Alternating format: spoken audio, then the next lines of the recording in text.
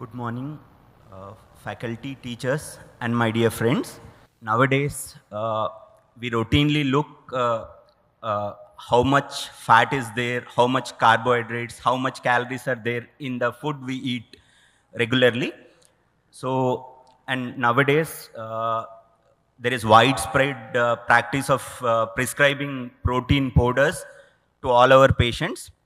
So, we should know how much sodium, potassium, phosphorus, calories we are giving to patients. So, uh, to address these issues, uh, we have Dr. Ashwin Dabhi, who is a distinguished consulting physician nutritionist working in Sujeevan Clinic, Ahmedabad.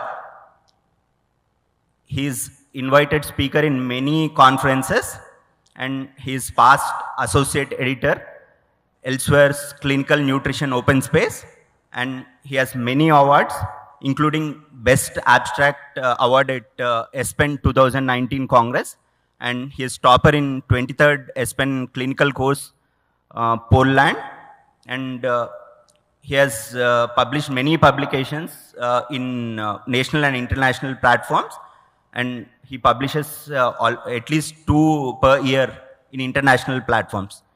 Over to you, sir. Thank you so much, chairpersons, for the kind introduction, and I'm extremely grateful to the entire organizing team of SRNMCon 2026. And as usual, I dedicate this presentation to my friend and colleague and the great human being, Dr. Anita Saxena. All of you know that last evening it was very well told by Dr. Sunita Premlatha that there is lots of misinformation about the food labels and nutritional information going in the social media as well as print media and lots of interpersonal networks. So my topic is very different from the topic we had been discussing for the past 2 days. So how to read a food label on a food product, and with special reference to sodium, potassium and phosphorus. If you Google search of all nutrients, macro, micro and nano, sodium is #1 cause of morbidity and mortality across the globe, directly and indirectly by involving hypertension, heart failure and kidney failure. So millions of people are dying because of sodium overload and many of other are dying because of depleted sodium. This was a wonderful publication from Delhi by Dr. Ashwin and group, and where they analyzed close to 6,000 products, and what they found that a product with a similar nutrients had a very different, almost 10 times difference in the sodium content. So this is very particular. If you look at the graph at the bottom, only 2/3 of the food product had no sodium on their label. This is a situation way back in 2016, and since last 10 years, Food Safety Standard Association of India has pressurized all industry people to label the food as per their content. So there are, with respect to sodium, all of you know that 5% daily value, less than that is less, and 20%, more than 20% we consider it as a higher value. That is for a normal human being who are on a 2000 calorie diet with mild to moderate physical activity. But with respect to kidney failure, those who are on 1500 milligram sodium, or maybe we consider 2.5 gram of salt, the 5% is only 75 milligram per serving.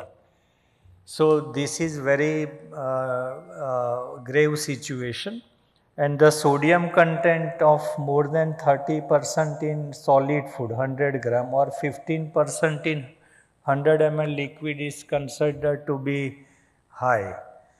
So these are all sodium related issues, but one of the most worrisome part in our food industry is the hidden sodium, which generally sodium means we consider as a salt, but there are lots of other sodium compounds which are in the product at the time of processing of food, but which are not labeled usually. So to understand that, there are some INS numbers are written on the product. So this is an international numbering system which is a Codex Alimentarius Commission, and they have a 3-digit code for a one particular chemical, and that code can be followed by a Latin or maybe a alphabetical substract like A, 1 or 2. And these substances are flavoring agent, emulsifier, acidifier, alkalizer, stabilizer. So lots of salts are added in the processed food. So with respect to sodium, if you look at the one of the common we use is a sodium chloride, sodium bicarbonate, and now as a flavor enhancer, many product, particularly umami food, has a monosodium glutamate, which is used in product day in and day out. Most of the Indian products are in very high range, more than 30% of sodium in, with respect to 100 gram. So everything India is a sodium overload. So for a more precise data, it is very important to look into the ingredient list. So generally the food label looks like this, and recently the only Italian cuisine has been assigned as a heritage cuisine. So I picked up this lasagna product from a supermarket in Ahmedabad, and if you look at there is a 4 serving size per container. One cup contains 227 gram, 280 calories, and if you look at the sodium, that is 37%. So this is a catastrophe for a patient with a kidney failure.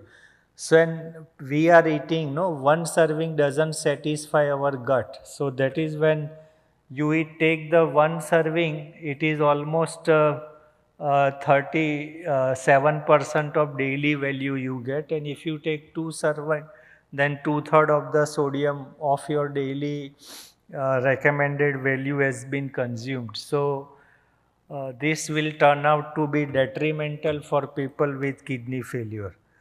And that is why I like to give you the tips that whenever you look at the food label, the milligram of sodium should be less than the calorie.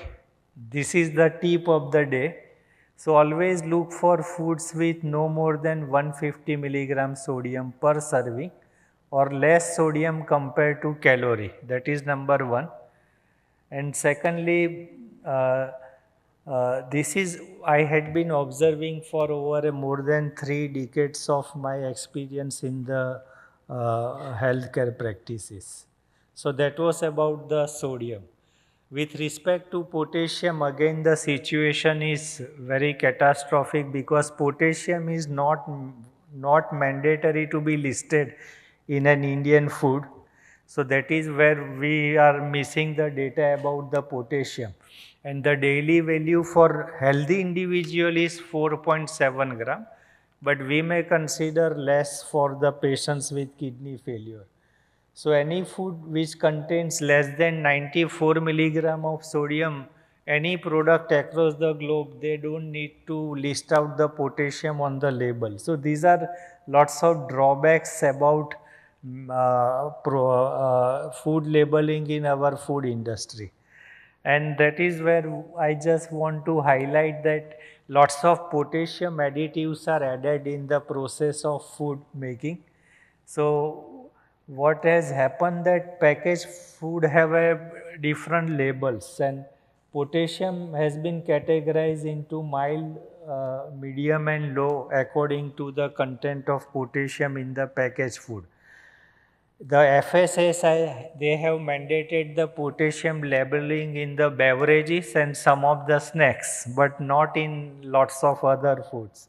So don't assume that foods have potassium has not been labeled doesn't mean food have a no potassium, because it's not listed. So this is very important. We want to consider that every product has a potassium in their processed preparation. So these are all the INS numbers. So many times if you look at the ingredients, the number is written INS 330, 220. So that you have to understand the numbering system, which has, like for the potassium lactase 326, it is used as an antioxidant when we are preserving the meat, or potassium chloride, generally it is a salt substitute, those who want to reduce their salt content. So this is very important to remember this number. So this is a one stick which was purchased from the market, and if you look at the label, there is no mention of potassium. So that doesn't mean this has no potassium, but if you look at the ingredient list, it was cured with potassium lactate. So this is a tip to identify. So just a 54 gram had a 470 milligram of potassium, that is 10% of daily value for healthy individual, but will be almost a higher value for people with kidney failure. So this is how potassium has been misused in the label. The second product which I found in the market, which was a vegetable soup, one with a salt and one with a low sodium. Both had a 45 calories in 240 ml.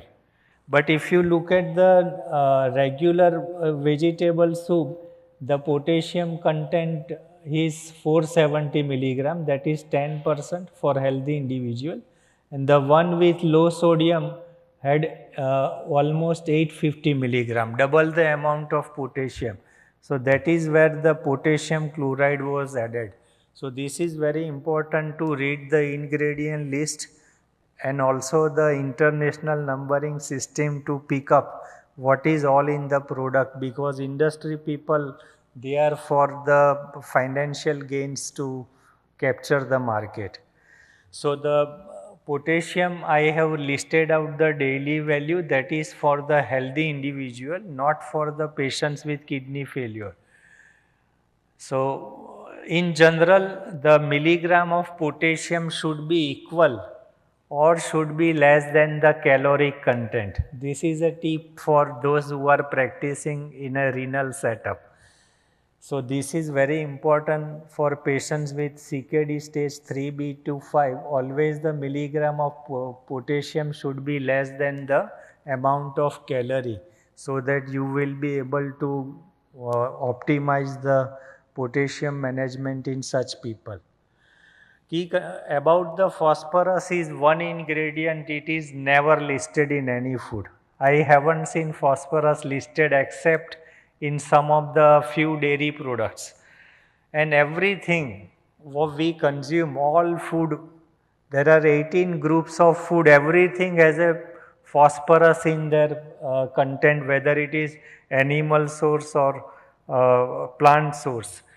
So identifying the potassium, because it's used in organic and inorganic form, and that is where organic form are the potassium additives, and the absorption of natural phosphorus is less compared to the added phosphorus, which is more than 90% of added phosphorus is absorbed, and that is very detrimental to the patients with kidney failure.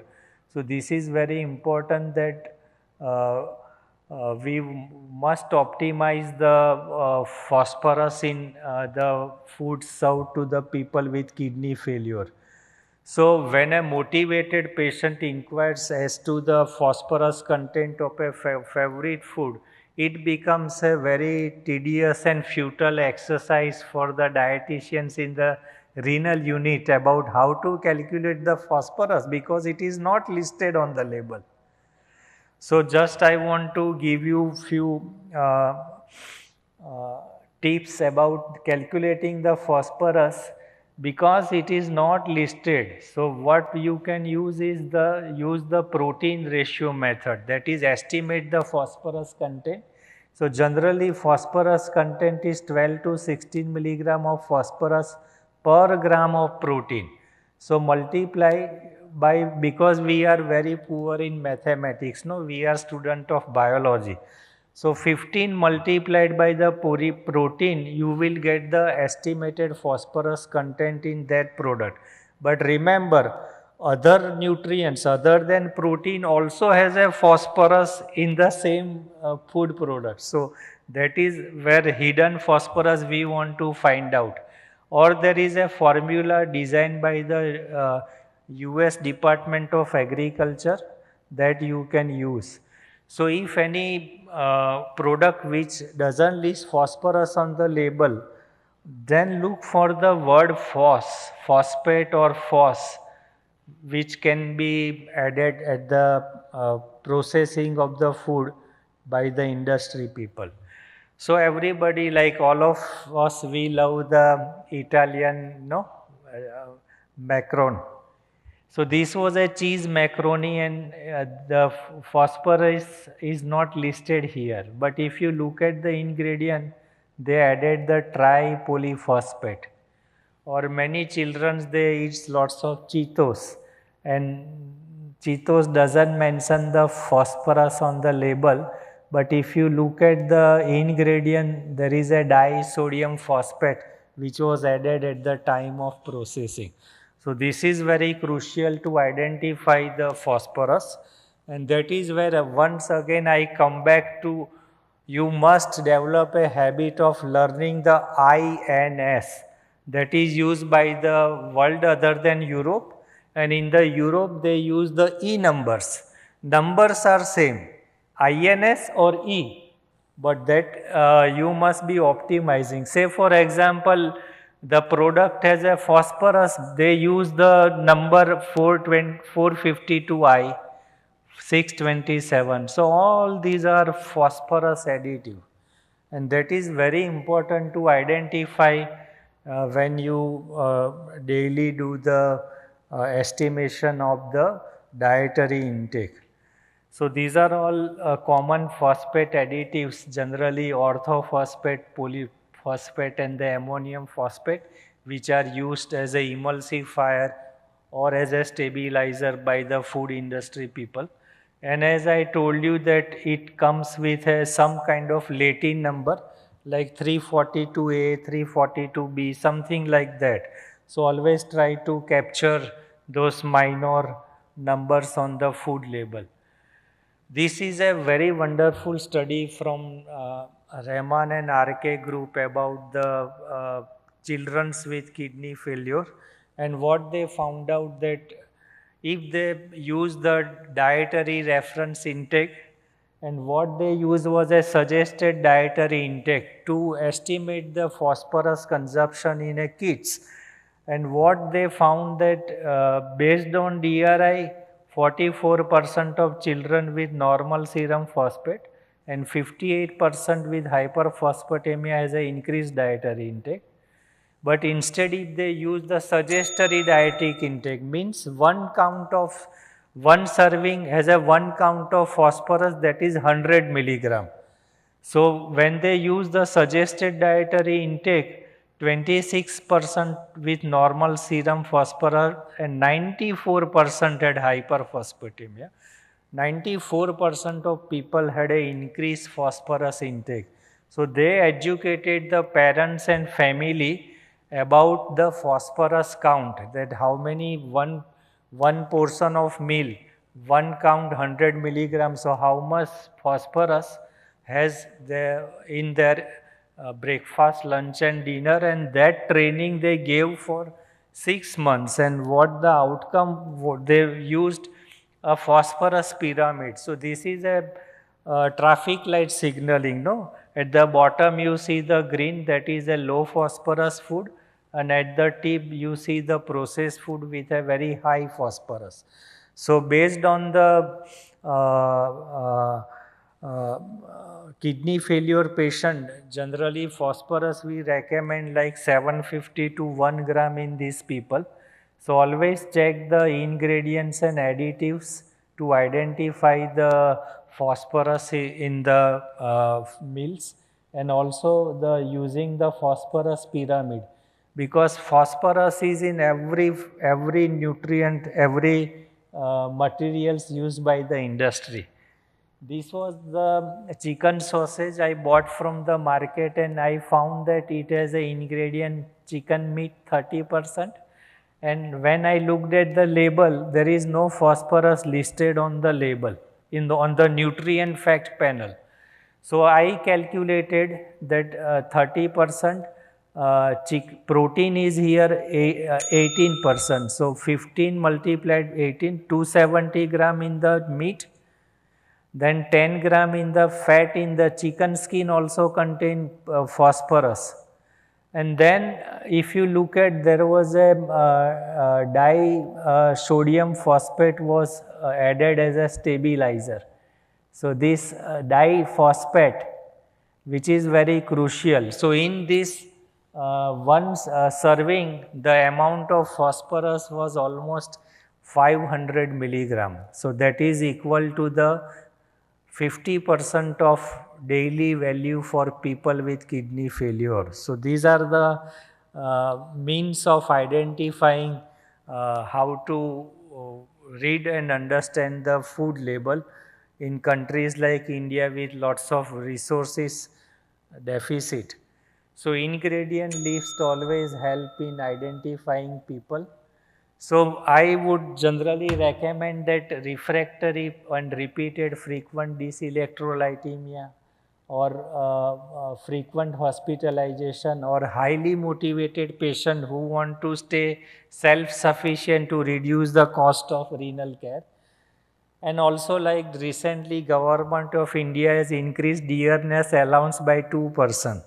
So all those dietitians working in renal nutrition should also be rewarded for doing such a in-depth analysis of food label reading and optimizing the sodium potassium phosphate in a renal care unit. Thank you so much. So remember, phosphorus should be 1/3 of the calorie. That is the tip. If calorie is 300, the phosphorus should be 1/3 of the calorie for that serving. Thank you, I sir. humbly request the chairpersons to be brief due to time constraints. Thank you for the wonderful talk, sir.